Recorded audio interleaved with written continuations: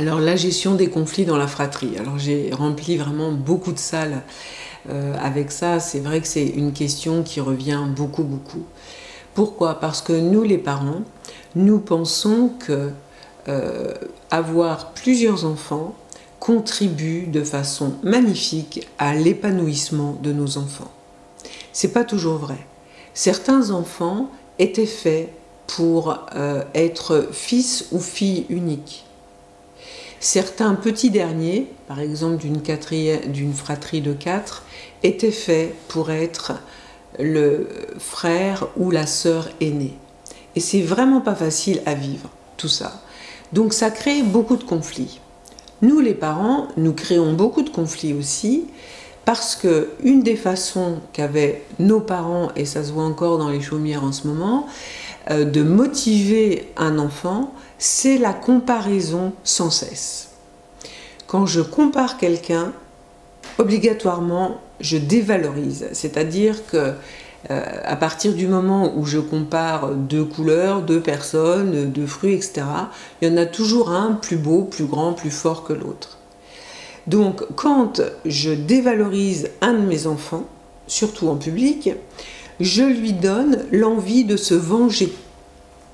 C'est-à-dire que ce petit frère ou cette petite sœur dévalorisée par rapport au grand frère va être obligatoirement en opposition et va se venger comme il peut. Donc ça veut dire que là, je crée, moi, un conflit.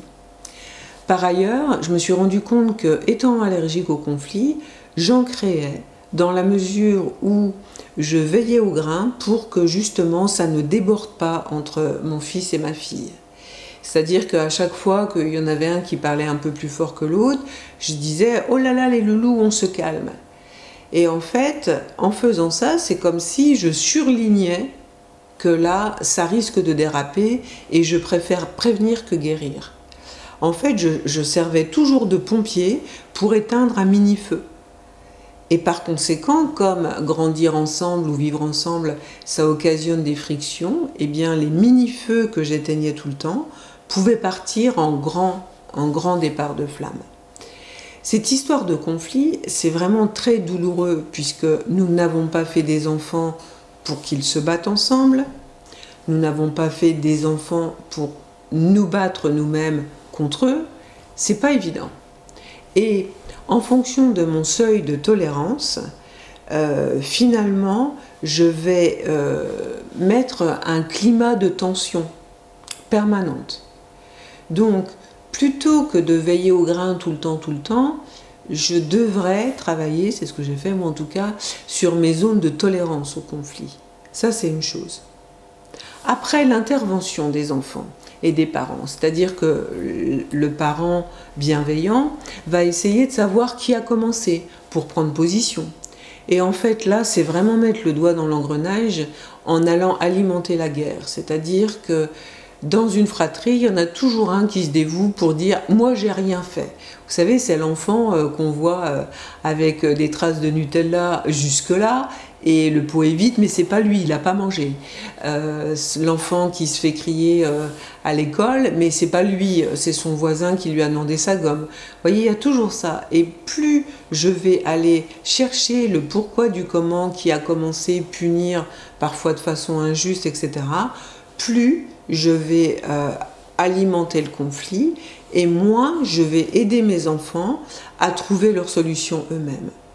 Donc encore une fois, quand vous dites ma fille, ça me rend folle, elle me pousse dans mes gonds, la plupart des parents allergiques au conflit ne veulent pas de conflit, donc vont faire de la prévention. Malheureusement, le conflit déborde, donc en fait, ces personnes-là n'aiment pas crier. Par conséquent, ce qu'elles vont faire pour calmer tout le monde, elles vont crier plus fort. Et en fait, il y a un double conflit, c'est-à-dire que la personne, père ou mère, se retrouve elle-même en conflit avec ses valeurs.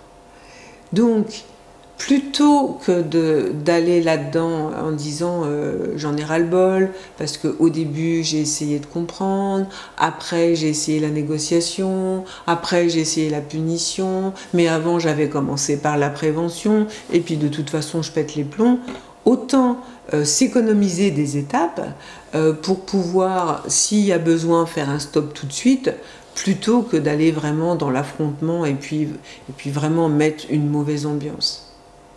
De la même façon, je le répète, certains parents font de la prévention. Par exemple, nous allons chez papy-mamie dimanche et je dis à mes 3 enfants « Bon, cette fois-ci, je compte sur vous pour pas vous crier avec vos cousins, parce que la dernière fois, vous m'avez foutu la honte. » Quand je fais ça, je rappelle à mes enfants, déjà je leur remets le nez dedans, hein, vous m'avez foutu la honte, donc pas très agréable. Et puis je leur rappelle que quand même ils ont des grandes capacités à faire le bazar avec leurs cousins. Hein. Au fait, si jamais ils avaient un trou de mémoire et qu'ils s'ennuient, ben, ils ont toujours cette option-là. Hein. Donc, encore une fois, plus je parle de quoi que ce soit le conflit, la colère, les tiraillements, etc., plus je mets de l'énergie dessus et plus je crée les conditions idéales pour que ça se développe. Et après, je pourrais toujours dire que franchement, j'en ai ras-le-bol, que mes gamins, ils m'écoutent jamais, et puis que si ça continue comme ça, il va falloir que ça s'arrête.